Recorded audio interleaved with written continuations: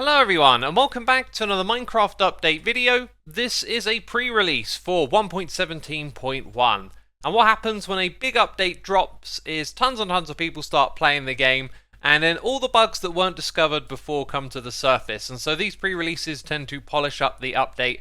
There is also some general rebalancing in this one which I find interesting. And before we get too into this, I wanted to mention I'd already uploaded a video today on diamond mining in 1.17. And as it goes, this pre-release doesn't address that issue at all if it is to be considered an issue. It's something we might see fixed in a future pre-release. So first of all, there is a change to the rare blue variant of the axolotl. This is so that there is parity between Bedrock and Java, as on Bedrock Edition these can't spawn naturally. Now there used to be a 1 in 1,200 chance of them generating naturally in the world, and that's no longer going to be the case, as the only way to get these is through breeding them. And if you watched my recent myth-busting episode, you would have noticed it wasn't possible to get a different variation of axolotl from breeding two of them together. Now, I've just sat here and done this test a bunch of times, and each and every time the baby is always the same colour as one of the adults. So I think Mojang might have fixed this one, not realising that you can't obtain them through breeding. Anyway, I've only done a handful of tests here, so we can't know for sure. This next change is for some of the undead mobs in the game, which have the ability to pick up items and then hold on to them and never despawn.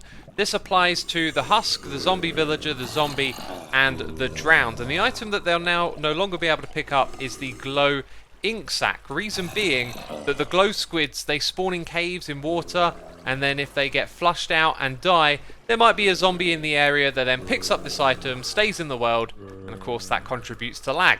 This next change relates to when it's raining in the world, or more so when you're in a snowy biome and it's snowing, as if you put out some cauldrons, they will very slowly fill up with powdered snow over time, as long as it's snowing, of course.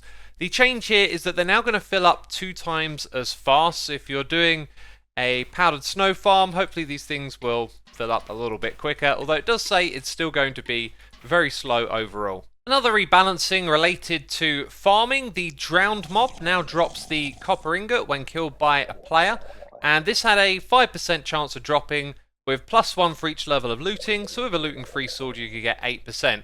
This has been increased by a fair amount here. It's now going to be 11% default drop rate, 2 per level, and that's a total of 17%. So copper farming through drowns is now even better. A change has been made with goat breeding. When you breed 2 goats together, you now have a rare chance of getting a screaming goat, which I can summon in right here, and it will probably do some of its humorous screaming. Yeah, so you now have a rare chance. It doesn't specify how much, just that there is a rare chance of getting a screaming goat from the regular goats. Okay, this next change is hilarious.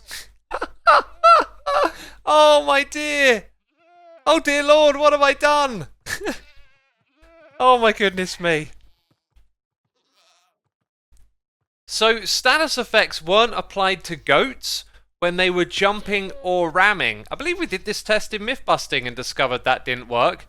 Anyway, it's been considered a bug, it's been fixed. So because all these goats have jump boost, like a ridiculous amount of it, when they jump they go flying up into the sky. Oh. On the topic of status effects, you could actually apply them to the Wither in 1.17, which should not be so. So in this pre-release, they will not be affected by status effects. Now here's a good news bug fix if you're a fan of the Ender Pearl Stasis Chamber. If you haven't seen this before, you can essentially hold an Ender Pearl until you want to use it at a later date. So you could have a piston, push that across, and then you saw that I got teleported in. So there were 2 bugs related to this that got fixed. One is if the player would exit the world, then the Ender Pearl would disappear, and it would also disappear upon entering or exiting an end portal. So if you went between dimensions, this thing would unfortunately disappear. Now they are going to stay in the world, so these things are working like normal again. If you had gotten your hands on some hanging roots and thrown them on the ground, you might have noticed that the entity size was rather large. That's been corrected in this pre-release. It was possible for trees to generate next to surface lava pools like this. They would have some of their tree trunk replaced with stone blocks. That should no longer happen. It was also possible to create ghost blocks by creating a contraption like this.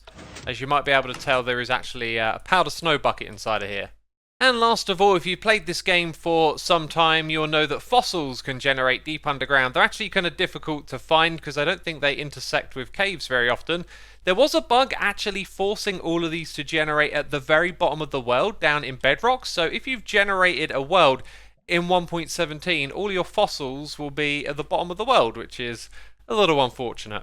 I should also mention that the 1.18 data pack preview has been updated again, and there was this technical change, and I'm not going to pretend to understand it, but if you do, it might be relevant to you. We've also had clarification here that the way that Diamond Ore currently generates is not a bug in Java Edition, so this means that it is changed and it's not going to be changed back to how it used to be. And that essentially brings us to the end of this video, so I've got two things to tell you. First of all, go check out that Diamond video if you didn't catch it earlier on in the day. And second of all, Hermitcraft Season 8 is starting tomorrow, and I'm going to be premiering the first episode on my channel at some point in the day. You'll see it there, and then I'll be streaming on Sunday and also on Monday when we revive Hermits Helping Hermits. So you can head over to my Twitch channel to check out the schedule and catch those streams in your time zone. But anyway, that's it from me. Be on the lookout for Hermitcraft, and I'll see you soon. Bye-bye.